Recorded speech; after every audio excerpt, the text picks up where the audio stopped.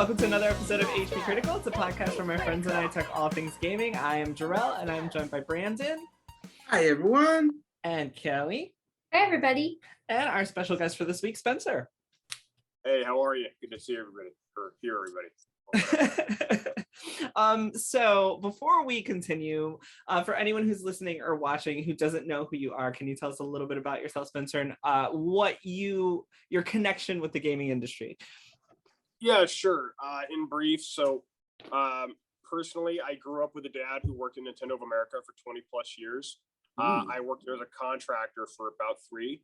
I did do a lot of the kind of low-level game dev stuff, and that's how I did that professionally. Personally, I've been involved with games my whole life. Obviously, like a lot of folks, I'm big on the old school JRPGs, things like that. Chrono Trigger is my favorite game of all time. I believe it to be perhaps the pinnacle of human achievement, or I like to say it is. And then beyond that, I'm currently a second-year PhD student in the history program at UCLA, and I focus on the history of religion and culture. That was like the best roundup of who you are. Honestly, so succinct and perfect. Like usually I ask people, and it takes a minute. You're ready to go. I love it. And speaking of ready to go, I think we're ready to get into some news for the week. If you guys are okay.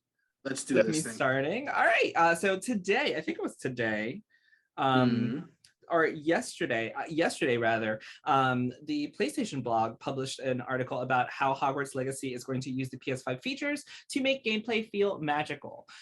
This is, as I mentioned, from the PlayStation blog written by Chandler Wood, and they talk about how the DualSense wireless controller is going to be able to do different things, like you're going to be able to feel the magic, essentially. The DualSense and DualShock triggers are going to, I believe it said they're going to change color. They're going to rotate your house colors when you're not casting spells, and then it's gonna be your house color when your house color when you are not casting the spells, and then it's going to change colors when you cast spells. You're going to be able to feel the spells in your hand. I specifically wanted to talk about this because I know that we've talked before. I want Spencer's opinion on this first, because I know that anyone who listens has already gotten ours. And I think before, Spencer and I have talked a little bit about this before, but never really in depth. About specifically playing the what is this game called? Hogwarts Legacy. Oh my god. About specifically playing Hogwarts Legacy. Spencer, how do you feel about Hogwarts Legacy as a game that has tried to distance itself from J.K. Rowling based on some of the things that she said? To me, that's a mixed bag because, honestly, my knowledge of this game is somewhat limited, but I will say it's a tough deal. Not everybody can do that whole creation versus creator divide. I do that on a case-by-case basis. I can commend them for wanting to distance themselves from her while wanting to be true to the creation. I mean, it's popular. It's meant a lot to a lot of people, especially a lot of people that are from marginalized backgrounds. So I don't see any reason why this franchise, as it were, should have to, suffer, because there's a certain degree in which, the product, if you like, outlives its creator. But it's kind of hard to do. I mean, it will never fully be free of J.K. Rowling, nor can I really say it should or shouldn't be. I feel like that's such an individual decision. Fair point. Very fair point. Essentially, allow people to decide whether they want to play it or not. It's exactly what you said. Usually the creation will outlive the creator eventually, in which case you enjoy it as you will. Thank you for answering. So adaptive triggers, feeling the spells, being able to see your house colors change while you're playing the game. It's very little stuff. Does it excite any of you? Is it something that you would be interested in seeing or playing? Does it make you want to play the game more, or is it just extra stuff that doesn't really matter? I don't know, man. If I'm playing a game about wizards and witches going through the school, I'm okay with a little extra magic in my controller, even if it feels like a gimmick. I feel like that's the point of something like this. That's what I'm feeling. Hypothetically speaking, if I was to play this on Wii, yeah, I would like to just wave my Wii remote around and then swing once. That being said, I heard the Wii Harry Potter games were trash, but that's a whole nother story entirely. The point is,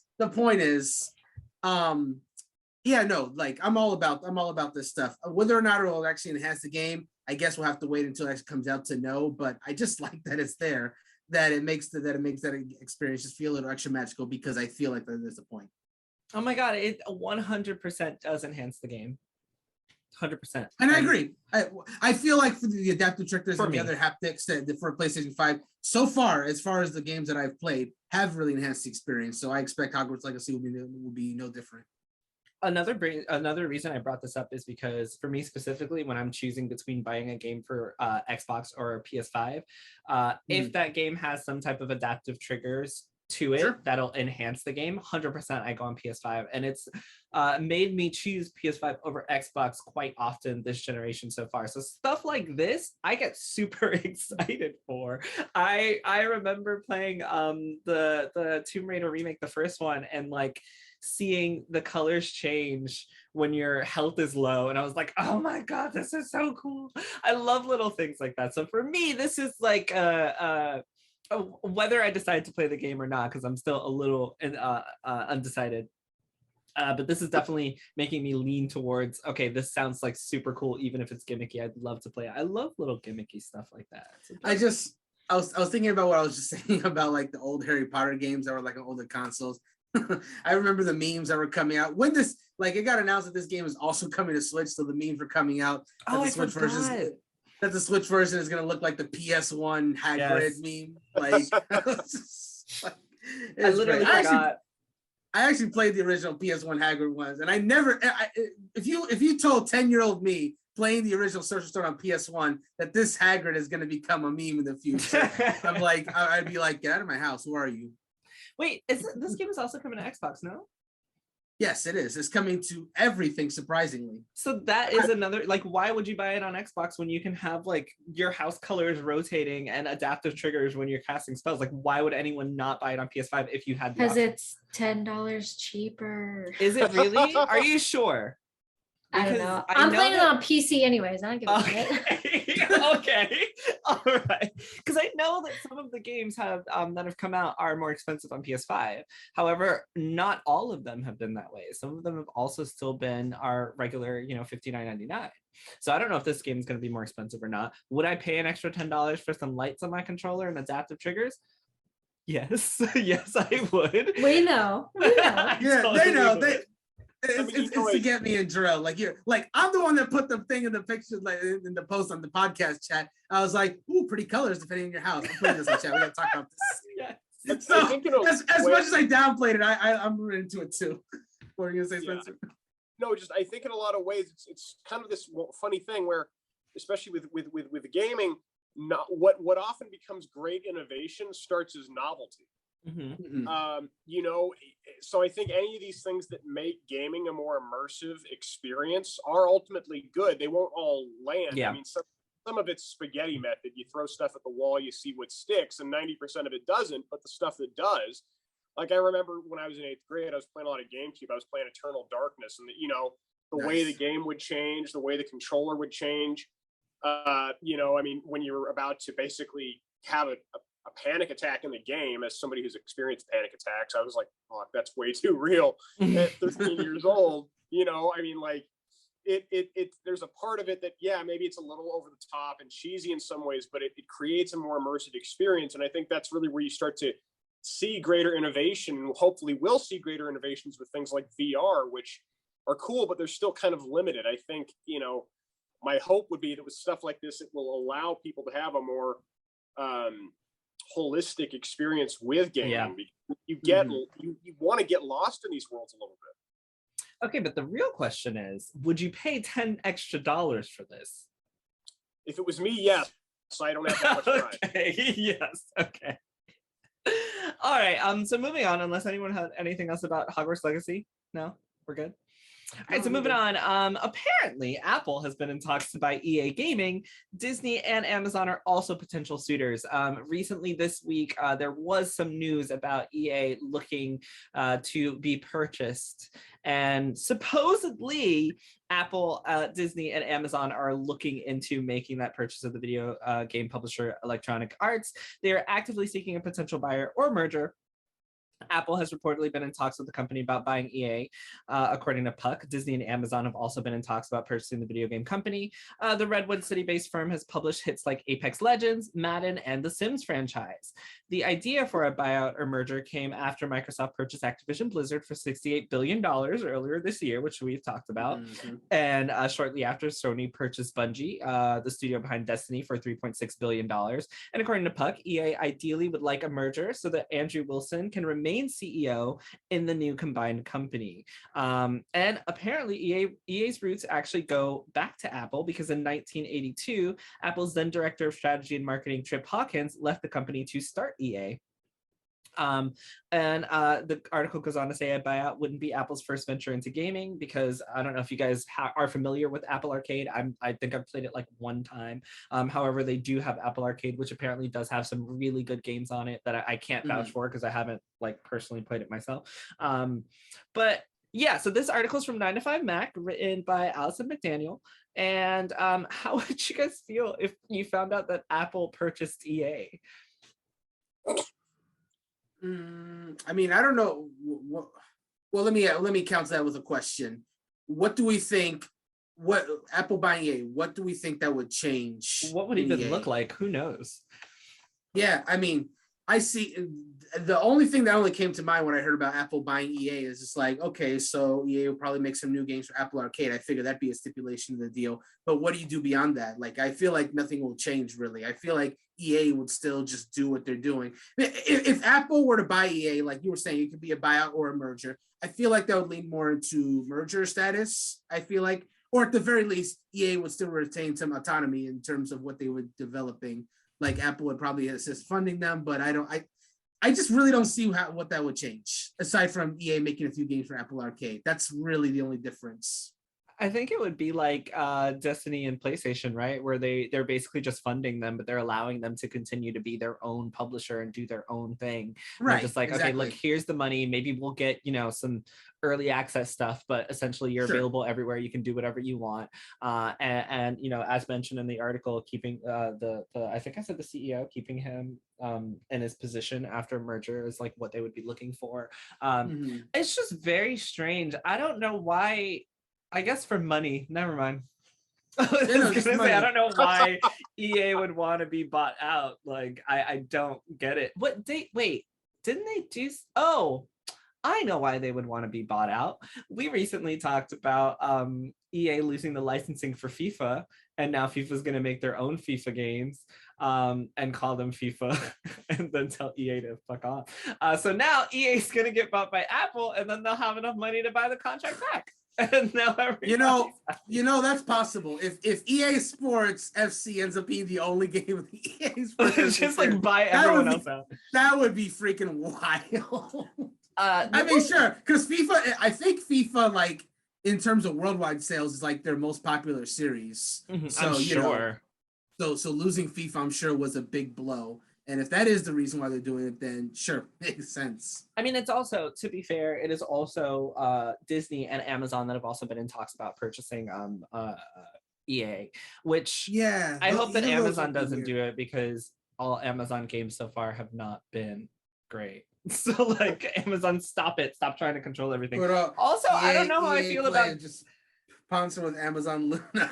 I also don't know how I would feel about Disney buying EA either. Yeah, Disney would be a weird one. None of these companies make me feel comfortable with this situation. Apple is the only one that I feel neutral about, because I don't think much would change. But if the other two, then I think there'd barely be some repercussions. Disney buying EA would be very weird, because they partnered with EA during the Star Wars Battlefront days when they're making Battlefront 1 and 2. They, DICE, Criterion, they made those games. But wouldn't that be why it would be an easy purchase?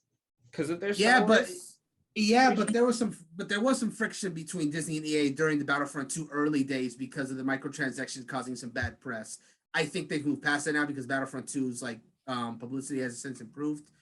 But yeah, there'd be a lot of I think there'd be a lot of EA games like if Disney purchased EA and not like partnered with them, it might be a problem with like some of EA's more violent IPs. I think I don't know. Well, I don't know how far Disney would get involved with that, so I can't really say for sure. What better way to make sure they're not fucking up your franchise than to buy them?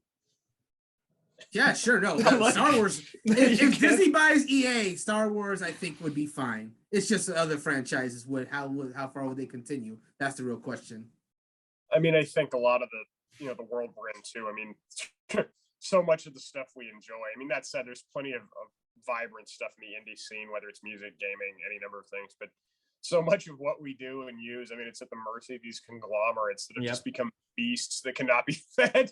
I mean, I'm from Seattle, and I use Amazon as much as anyone else does, so I can't preach. But like, they own that damn city. I mean, it's because of that company that it now takes 20 minutes to get to from the house where I grew up in to get to downtown Seattle. Used to take 20 minutes. Now it takes an hour and a half. Oh my God. I mean, it's because of that company. Oh my God. So I mean, we're kind of at the mercy of these big conglomerates. I mean, I wouldn't be shocked if this stuff goes through and then we get basically EA brought to you by Taco Bell. I mean, it's just Taco Bell can't afford EA. No, they can't. Oh, I can see it now though. I will also say though that Disney does own ESPN, so this could literally be the beginning of FIFA. What is that called? When you play games internationally, what is that called? Like a FIFA Cup, but like streamed. I can't think of World Cup. Yeah, like a streamed like ESPN streaming of competitive gaming could then go into that's like what you're getting at. Okay. Yes, then you've got your FIFAs and your every other sports game. Yeah, and Madden's every other sports game produced by EA is now streamed live on ESPN for their sports gaming portion. There's different things that they could do. I just thought of that one. And then bringing it all into Disney Plus and Star Wars, and like it would be a smart move for Disney, I think. Sure. Amazon, no. Apple, I guess Apple could also use the expertise of a group that makes video games that actually makes games. Sure, yeah. Video games, like because isn't Apple Arcade as it is right now? Like you said. I obviously can't personally speak to it either because I haven't played any of the games, but I really have heard good things with the Apple Arcade games. But isn't that because they're all like Apple themselves not developing the games, right? It's just like other developers are just Correct. Yeah, and so that's the thing. Like I don't know, with their EA's expertise, they could probably start doing that. But I don't know if that's something even they necessarily want. I think they're finding more success just having people come make games for them rather than try to do it themselves. I just don't. That's kind of. Ironically enough, that's kind of what happened with Disney. Once upon a time, Disney was developing their own games, like Disney Interactive, Buena Vista games. And then after there's like, man, we don't know. Like, I think one of the CEOs just straight up came like, we don't know what we're doing. We're just gonna let people do it. If they want to make a Disney game, we'll fund it. And that's why you buy EA. And oh my God, there was something else I was gonna say about this. But I forgot. Did we lose Kelly? No, I was just gonna ask her, Kelly, do you have any thoughts on this one? I mean, not really. I'd hate to see them bought out by a large company. I feel like, why does every company have to just get bought out by some bigger company? Like, why can't they just stay EA? I don't understand why they're looking to be bought out, except like you said, Drill, money. That's it. I feel like any of these companies would be making a good move to buy them because, I mean, they're pretty well known. They're pretty, they have their own shit going for them. But like, I don't know. I would hate to see them bought out by someone. I've always really liked EA, even whenever people were like microtransactions and lost their minds. But I mean, I always was like a fan of their games, but I'd hate to see them bought, to be honest, because I'd like to still support them, but maybe not if they're bought by Apple or whoever. I guess Disney would be my pick of them just because I feel like they could do a lot, but I don't want them to be limited because it's Disney now. Mm-hmm. Fair point. So speaking of EA, The Sims is from EA, obviously, and the long-awaited Sims 4 pronouns update is finally here. Players can assign and input their own pronouns for their Sims from today. This is an article from GamesRadar.com written by Hope Bellingham, and it says, quote, "The latest The Sims 4 update will let players assign pronouns to their Sims as well as input custom ones. Previewed back in January of this year, developer Maxis has officially launched the custom pronouns update for The Sims 4. Not only are players able to assign he, him, she, her, or they, them pronouns to their Sims, but they're also able to input custom pronouns. The update is live as of the writing of this, which was May 24th, however, only for the English version of the game. But don't worry, though, in a press release, Maxis said that this update is just one step in the direction of a more inclusive experience for Simmers. The studio also said that the team intends to update and improve this feature over time to support more languages." Obviously, on the HP Critical podcast, I had to bring up the fact that The Sims is now allowing you to assign pronouns to your Sims. However, Kelly, do you play The Sims? No. I have The Sims because I spend money on everything, but I couldn't get into it, but yeah. Okay, but have you played The Sims in the past? No. I mean, I know okay, I know things about it. I probably watched gameplay about it, but I don't That's know. okay. Spencer, have you played The Sims in the past? Ages ago. So back when I was in middle school, both my sister and I played The Sims pretty consistently. I mean, it's funny because The Sims wasn't really my thing, but it's very easily addicting. And it's a huge time suck, so it was easy to sit down, play kind of mindlessly and just have fun with it. And for some people, it was kind of an entry into the world of video games if they weren't otherwise familiar with it. So yeah, I definitely remember spending a lot of hours on Sims 1 and 2. After that, I kind of fell off the Sims wagon, but I definitely have a lot of relationship to it. I used to play, of course, a lot of Sim City when I was a kid. I loved that game. Oh my God, I love Sim City. Yeah. So those were a lot of fun. My dad loved that as well. He's a huge Sim City fan. Brandon, have you played The Sims? No, I have not. But oh my God! But speaking of Sim City, I played the original Super Nintendo Sim City because it was on the Virtual Console back in the day, and boy, I couldn't get into it. At the time, it was just the menus confused me. I was too small. I was just like, this isn't for me. Yeah, I don't know if I would get into it now, but at 8-9 years old, when I was playing it on my Super Nintendo with my dad, it was pretty easy to follow. But yeah, I mean, there's something fun about The Sims as a franchise that I've always respected and appreciated, even if I don't always keep up with their latest releases. I mean, I think they're one of those games, or excuse me, one of those franchises that definitely does a pretty solid job of kind of reflecting in some ways where players often are at, especially more casual audiences. So, with the whole pronoun thing, I think it's definitely a neat idea. I haven't heard of other franchises doing that. I'm sure they are, but it's a neat concept. Well, as the resident Sims player here, because apparently I'm the only person who has played The Sims 3 and 4 on the podcast, and honestly 4 is not good, so I haven't really played it that much either. I couldn't remember where the pronouns would come into effect while playing the game, which is why I was asking if anyone had actually played, because I was going to ask where, I know that they said you input the pronouns in the beginning, but I thought that The Sims spoke their own language and they don't refer to each other by pronouns anyway. So I was like, how does this work? However, it doesn't matter how it works. The point is that it's there, and that's freaking awesome. They're also, developer Maxis is working with the It Gets Better project and GLAD to, quote, better understand the use and impact of pronouns and where binary representations of gender are present in The Sims 4. And it does say that players will be able to select or input their Sims pronouns during the Sim creation process in the same places where they'd give them their names. So that was pretty neat. I thought we should bring it up because pronoun options, like Spencer mentioned, I can't really think of, aside from, I think Cyberpunk 2077 kind of did it, but I don't really remember. I can't really think of any other game that allows you to pick your pronouns before beginning, now that I think about it. Not that, you know, obviously it's not going to work for every game, but I can't think of many games that allow you to do that. I mean, I think I hate to chime in again if it's no, please. But I look at some of this kind of through a couple different lenses now, you know, both through somebody who's a background in games, but also as an academic. And it's funny because, you know, you're starting to see, I think, some of this is still, for a lot of people, right? For a lot of folks like myself, right? The straight white guy, cis straight white guy,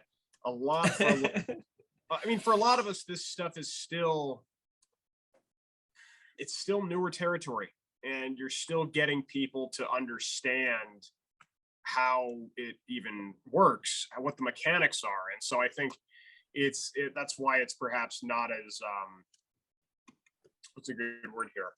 It's not as perhaps ubiquitous as it probably will be in the next 5-10 years, probably sooner than that. But I think we're at a unique point where we're kind of watching people adjust to some of this stuff and make provisions for it in real time. And it's on the one hand, it's actually very fascinating to watch, because you're seeing, you know, these big societal changes take place, but you're also seeing the for want of a better word, labor, right, that has to go into that.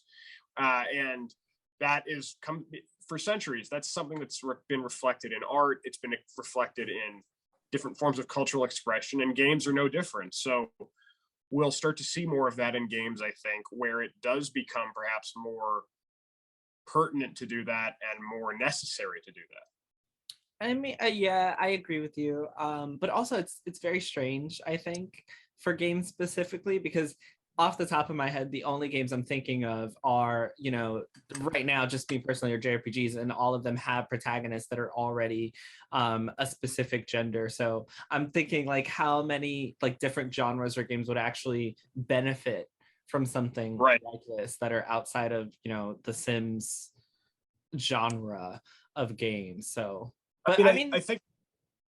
Oh, go ahead. Sorry. No, go ahead. Just, I think something like, you're right. I mean, I think yes, it's a bit of a limited window, but for instance, I mean, MMOs going forward might, or things of that nature probably would.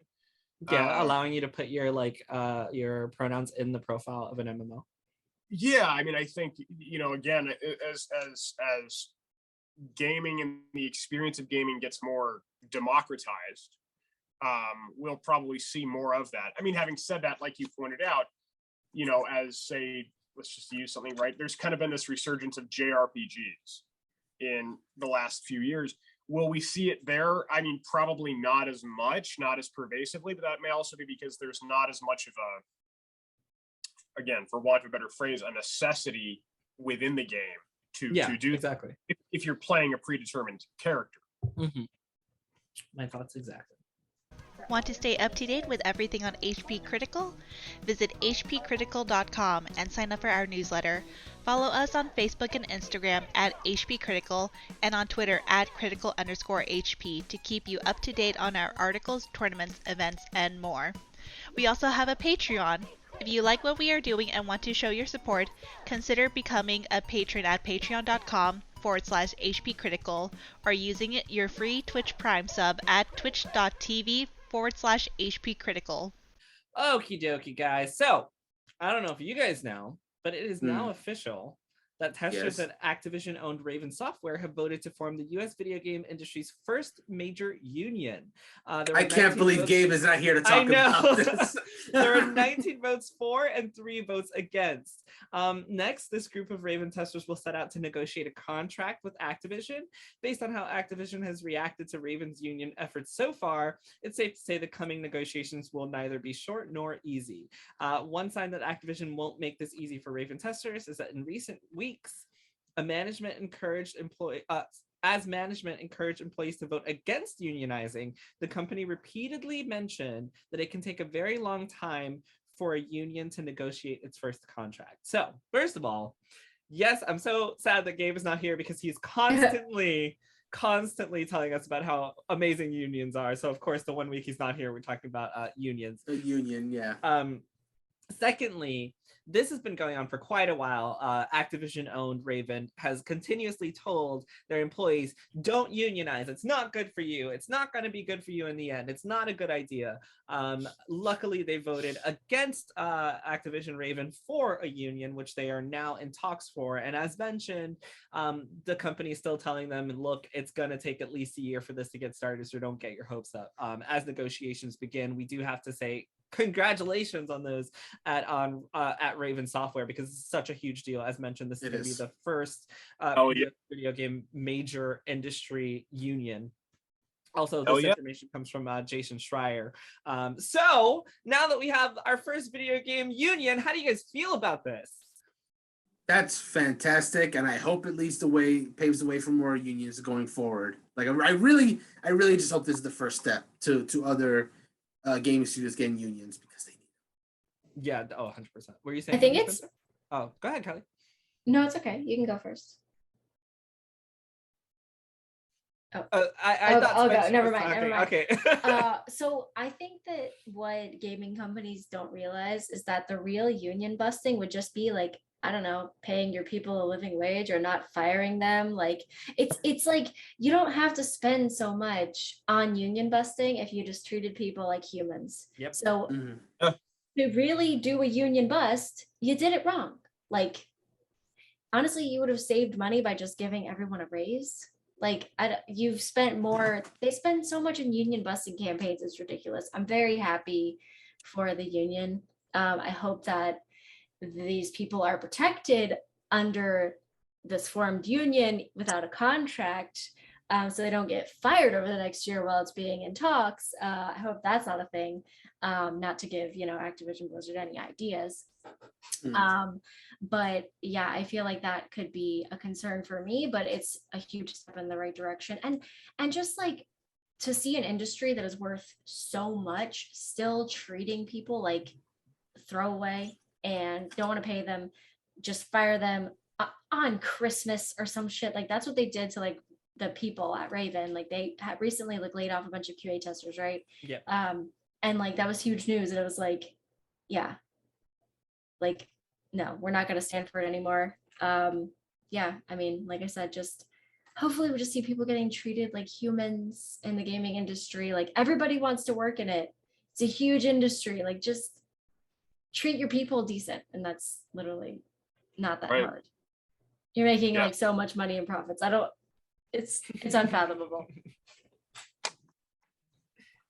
Yeah, I mean, I'm a union man, so I will, to my dying day, espouse the joys of the union. Now, I don't understand a lot of the mechanics and all of it, I'll be honest.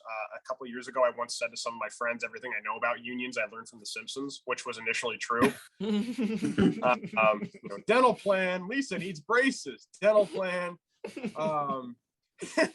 But I'm in a union here, and it has gotten us every good thing we have. Without it, we'd be up the creek without a paddle, and I hope this happens more in labor collectives across the country. Sincerely, I hope it. I mean,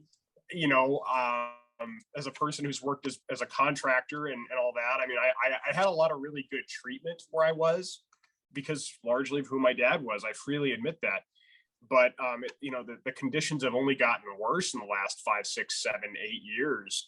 And yeah, Kelly's exactly right. You want people to love their job. You want people to want to work for you. You want people to want to give their best, pay them a living wage, treat them like human beings, right?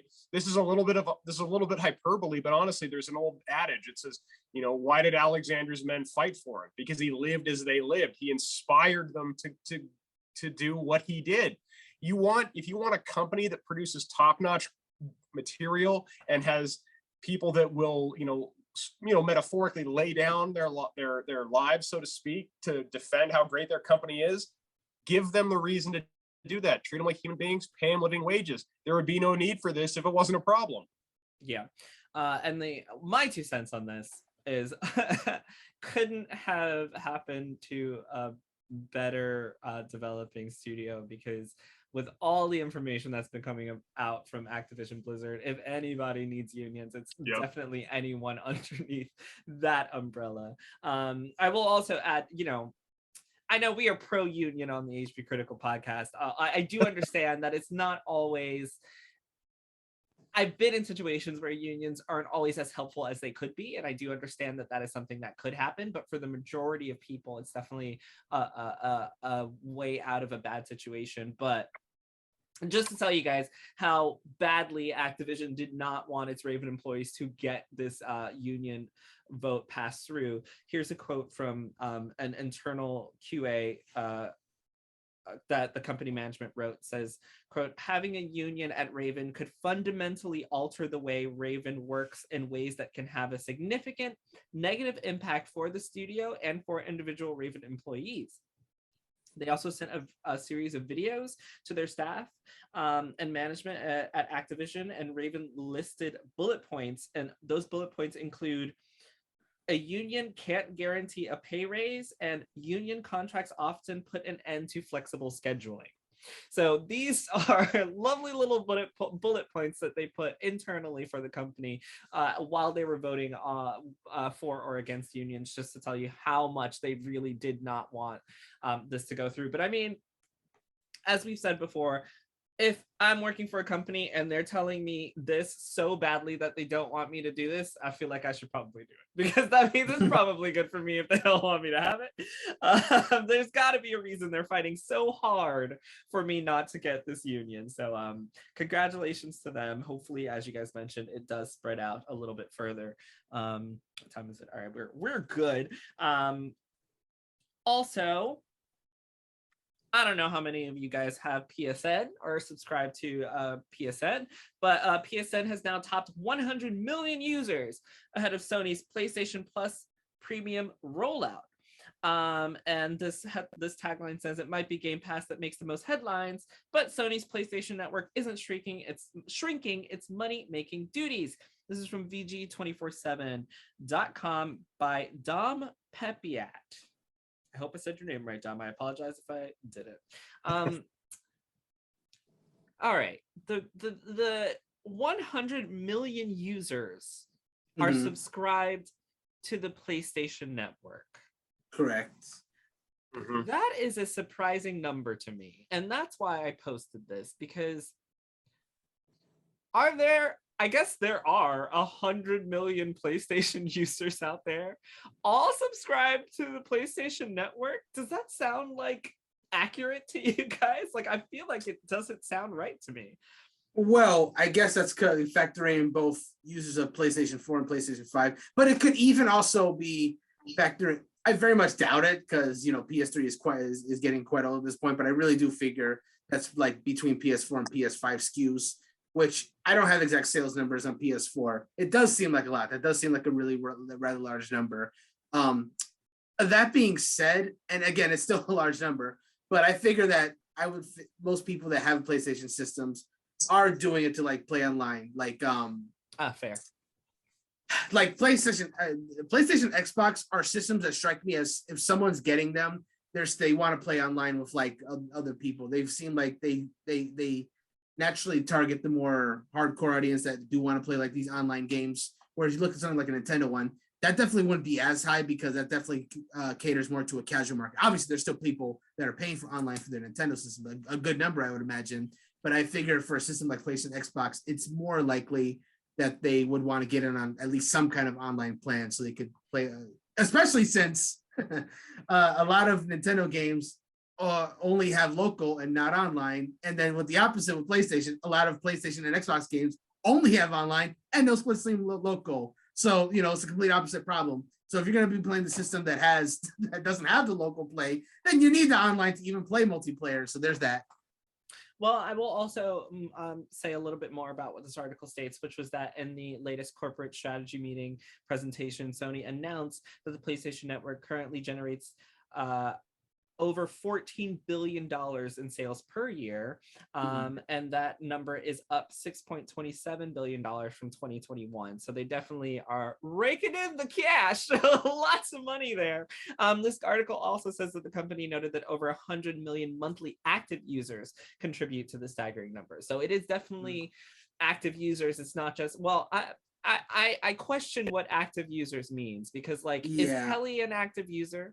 You know, like, and I'm using her as an example because she has said on this podcast that she just pays for PS Plus and does not use it for like half the year until like one game comes out. My credit card expired, so they can't charge me anymore. Oh shit, just kidding. Wow. All right, well, no, but you have to be subscribed right now. No, never mind, you might be playing on PC. But like, I just wonder how many people are just like paying for the year and just not realizing it. But I mean, yeah, there's that too. Money does talk, and this article does go on to say that Sean Layden did say in 2021 that Game Pass can't sustain $120 million games until it has 500 million subscribers.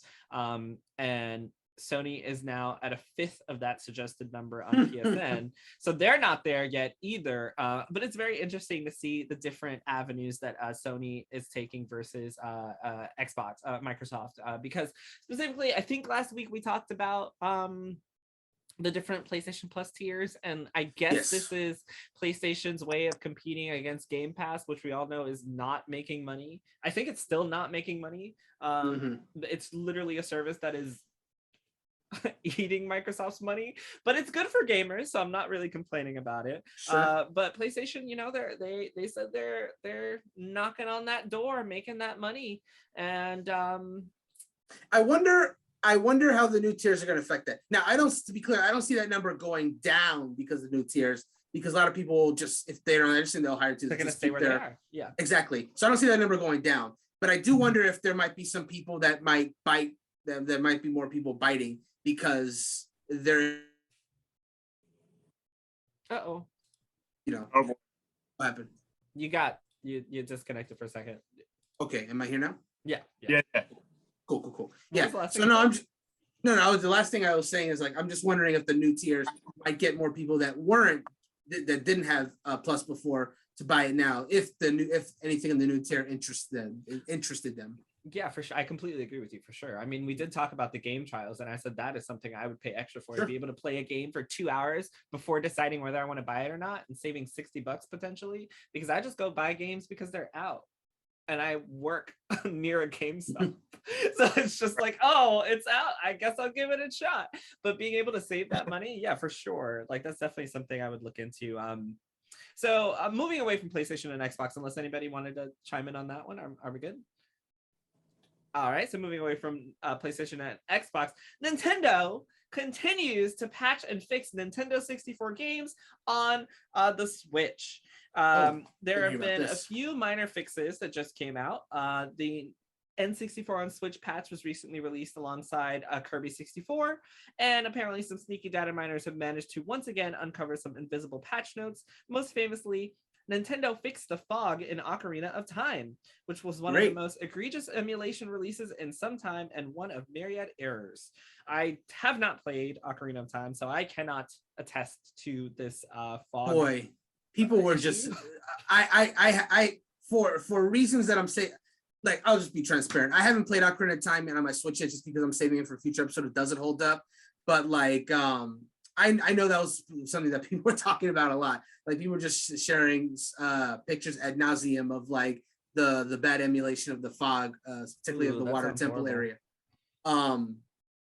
It didn't say, nothing sounded like, no, there's nothing, to be clear, there's nothing game breaking, but if you did look at like direct comparison pictures, there were some it was noticeable. Let's just say that. So if they fix that, that's nice. Hopefully it's like getting as close to parity as possible. Did they say anything about Paper Mario, by the way, in the patch notes? No. So the notes here, which, by the way, these are data mined patch notes. They're not like official patch notes as mentioned. It says they worked on Star Fox 64, Dr. Mario 64, and Mario Golf. And then they added Kirby 64. So those are the only ones that are mentioned here. By the way, this is from Destructoid.com, written by Chris Carter. But I brought it up because I didn't know they were fixing them. I thought they were just putting out these really bad Nintendo 64 ports and just letting me pay money for them and being upset that they sucked. But well, that's the thing. They're getting some work. Well, that's the thing too. Unfortunately, it's Nintendo's lack of transparency in a lot of these situations, because you wouldn't be wrong to assume that there's many times where they just like put them out and they just don't improve upon them. But I guess enough backlash has prompted them to like actually be somewhat proactive on finishing these fixing some of these patches. Really hope they get that Paper Mario one fixed one, because that one actually is borderline game breaking. There's like certain what I've seen is like there's certain parts of Paper Mario where if, like, for example, you hit this tree or you hit this block, a certain thing, the game will just close. And if you didn't hit a save point or make a spend point, you could just lose a whole bunch of progress. That's an RPG, sir. That on your Switch, that's on your Switch, yeah. So that's the main one. Like, you're like, screw the fog thing. Whatever. Your game doesn't look as good as the original. We're talking about an RPG. You can lose hours of progress because you hit the wrong block and you didn't save for a while, or you didn't make a suspend point. So that's one that I need to get some notes on first. Yeah, that's a fuck up. I mean, that's a fuck up. Sorry. Yeah, straight up. No, that's fine. That's fine. One that they're charging you more money for, because you got to pay extra to get that level of being able to play those Nintendo 64 games. I'm just curious, like the ones that you did mention. What'd you say? Dr. Mario, Mario Golf, Kirby 64, and Star Fox. Star Fox, thank you. Don't ask me what was in there. I wasn't asked. I wasn't asked. Well, it's more of a curiosity. I'm like wondering what was wrong about those with those games, because the main two that people were talking about were Ocarina of Time and Paper Mario. Those were the two main ones that people were like, oh, what the hell is this shit? And I hadn't heard anything about the other four. So good on you for fixing them. I think it's like minor fixes. I think it must be. It must be. I don't think there was anything major except for Ocarina of Time. So. Good. Something that I forgot to bring up, which I'm going to go back to unions really quickly, in Activision Blizzard. Apparently, they've illegally threatened their staff. The U.S. Labor Board prosecutors have determined that Activision Blizzard illegally threatened staff members and violated employees' workers' rights by enforcing an overly broad social media policy.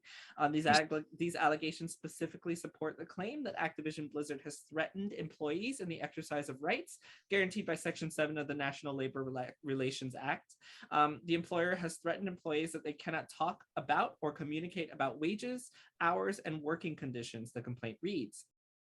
Activision Blizzard apparently also told employees they cannot communicate with or discuss ongoing investigations of wages, hours, and working conditions, maintained an overly broad social media policy, enforced the social media policy against employees who have engaged in protected concerted activity, threatened or disciplined employees on account of protected concerted activity, engaged in surveillance of employees engaged in protected concerted activity, and engaged in interrogation of employees about protected concerted activities. The NLRB looked into this complaint and found merit to the previous allegations that I just mentioned. Yeah. And I just want to say this. I mean, it's probably been said ad nauseum, but I mean, the stuff that came out about Blizzard, but I mean, that is just the most. And I remember watching it, and my jaw hung open. I just, like, when I saw Blizzard trending, I think a lot of us knew it was going to be bad. Like maybe a 6 or a 7. This was like a fucking 15. Like I had never seen anything that deranged in gaming news in my life. And I mean, I just was floored, and I have no sympathy for them as a company right now. Yeah, I mean, for them to continue to just have this poisonous toxicity. And the fact that it got worse like every week that you watched. Like you hear one thing and then next week it's worse, and then it's worse. There was no bottom. And I don't know. And the only reason I mentioned that here, not to rehash it, is just to say it seems like for all, again, it's this whole, it shows that a lot of this, like, oh, we're going to change, we're going to do this, we're going to do X, we're going to do Y. And then they have this kind of stuff come out. It's virtue signaling. It's bullshit.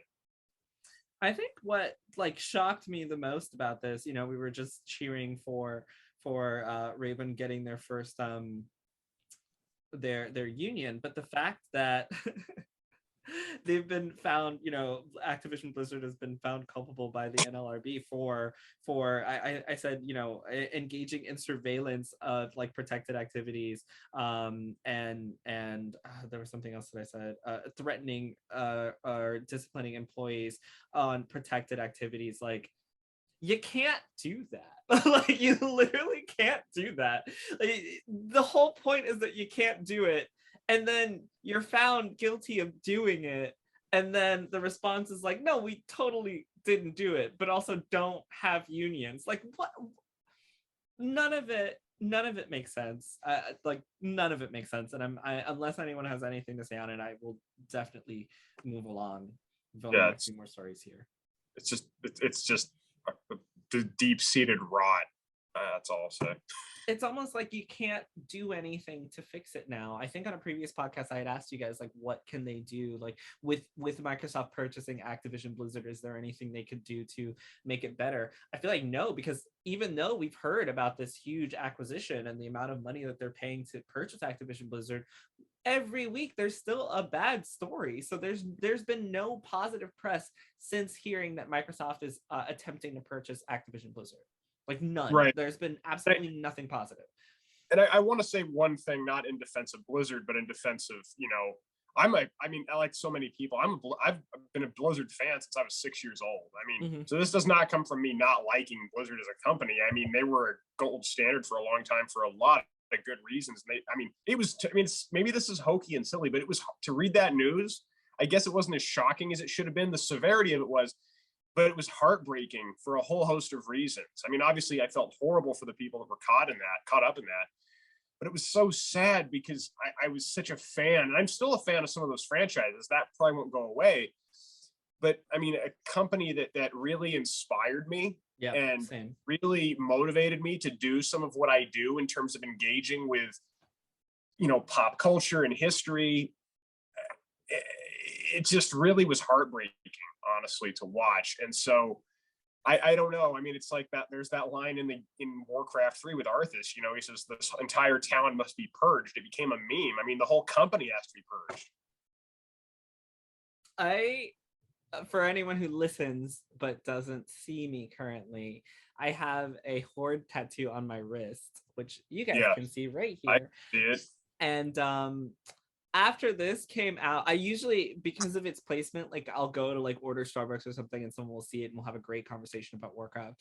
I have never been more embarrassed about a tattoo I've ever had. Until after all of this stuff came out. Like, it's been such a hard place to be because of my love for what the franchise was and what it meant to me, versus where the company is currently.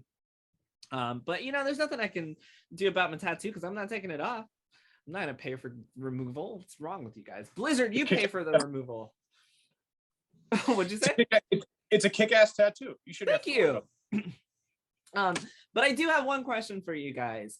Is there anything, Kelly, Brandon, and Spencer, that Blizzard or that Microsoft can do to make Blizzard look better through this purchase after all the things that continue to happen? Do you think there's anything they can do, or are they just stuck? Fire Bobby Kotick. Thank you. That was it. Yeah, that was it. We're good. That was my answer. Yeah, to me that would be a start. Fire Bobby Kotick, get him the hell out. And again, this is a horrible analogy, but it's like the blight, man. You've got to cut it out. And people like Kotick are the reason that it's there and that it persists. Until you do that, it will not go away. You can't, it's like trying to ignore a tumor. It just, there's no other way around it. There's so many other people that also need to be fired too, though. There's so much. I feel for Microsoft at this point. Like, yeah, and I never thought I'd say that, but yes, I do feel. Oh my gosh! So speaking of Microsoft, thank you for that segue. Speaking of Microsoft, there's an article at Kotaku titled "After Years of Hype, the Xbox Game Pass Burnout is Here." Following that tweet, there was a reply from Xbox Game Pass that said, quote, "Tell me you limit yourself to only AAA games without telling me you limit yourself to only AAA games." I wanted to talk about this because I have had Game Pass in the past, Kelly has had Game Pass in the past. Spencer, have you had Game Pass? No, I haven't. It's just not come up for me. It's totally fine. I wanted to talk about this because as someone who has had Game Pass, I've talked on this podcast about the great value that Game Pass is, right? You get, hundreds of games for $15.99 a month. So many that you'll never finish them, and they're always rotating. It's a great value. However, I checked out this article, and this article says there are great indie titles on Xbox Game Pass. This article also says there are AAA games on Game Pass. However, there is a burnout because there isn't anything, unique or I shouldn't have said unique, exclusive that you can play on Game Pass that's going to make people want to sign up. So, Kelly, I'm going to ask you, having had Game Pass, how do you feel about this tweet specifically? Do you feel like it's accurate, rather, is what I'll say? I mean, there's so many games, but I do understand how the burnout is there. It's just it's like whenever you want to watch something on Netflix, so you just keep scrolling and scrolling and scrolling and scrolling until pretty soon it's just time for bed. That's kind of how I feel about Game Pass. It's I got not bored of it, but I was just overwhelmed.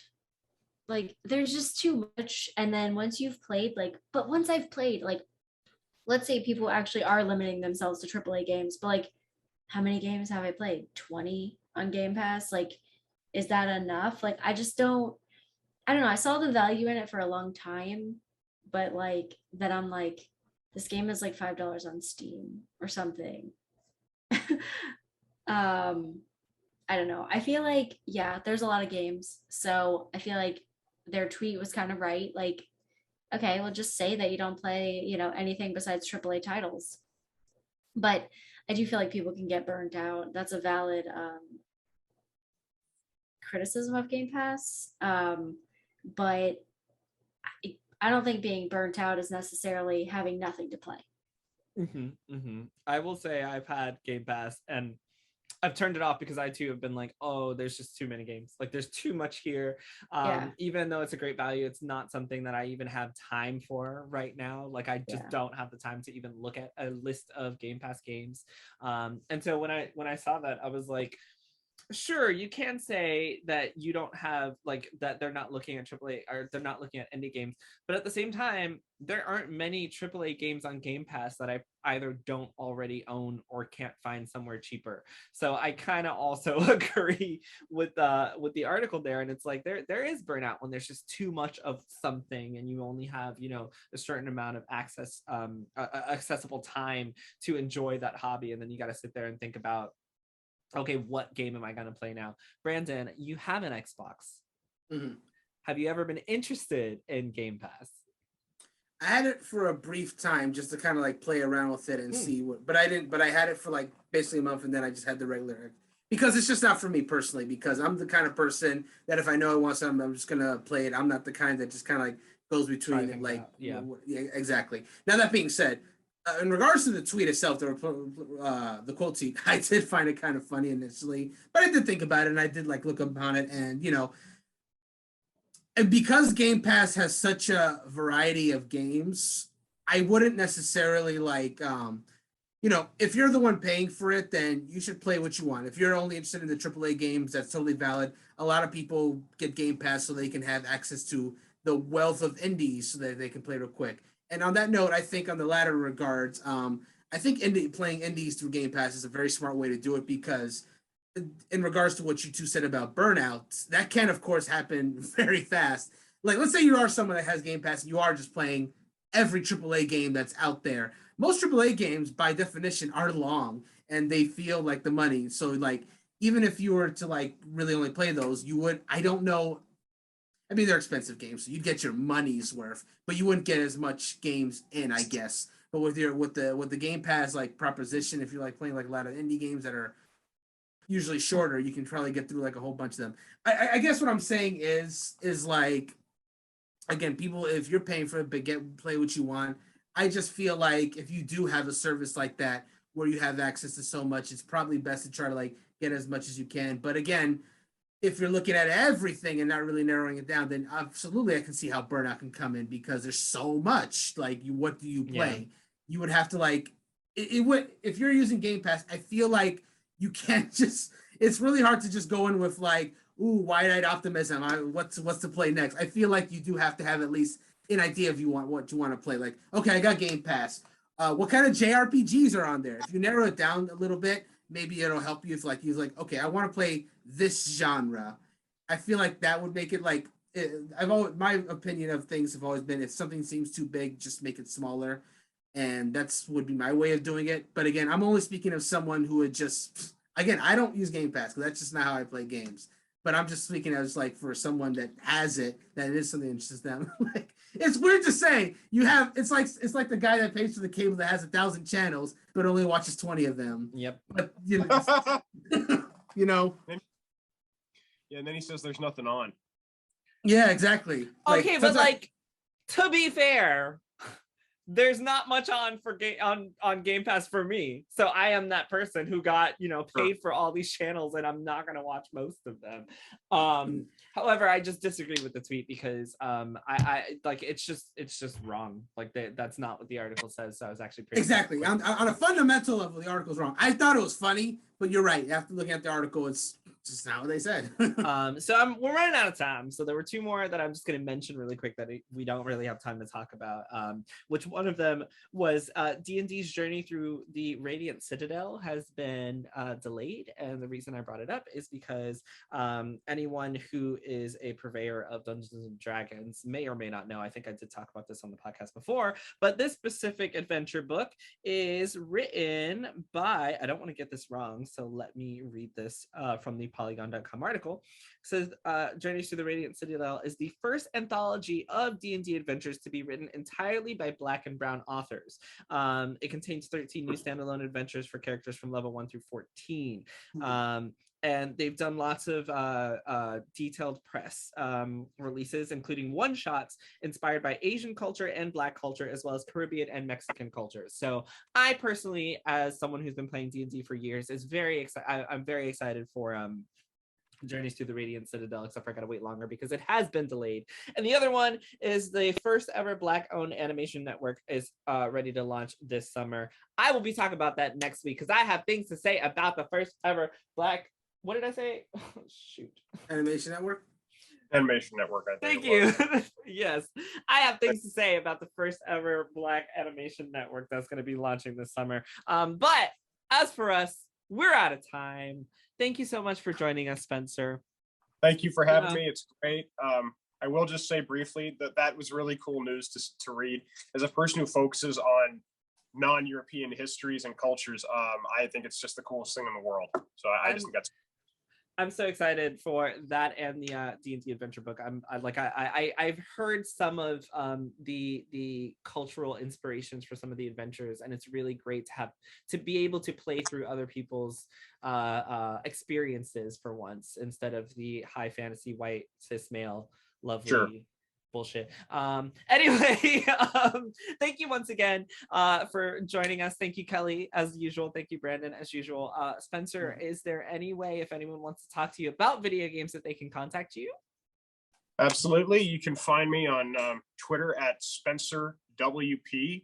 I'm also on Instagram, just at Spencer Pennington. It's a pretty long English name, so it's not that hard to figure out, I don't think.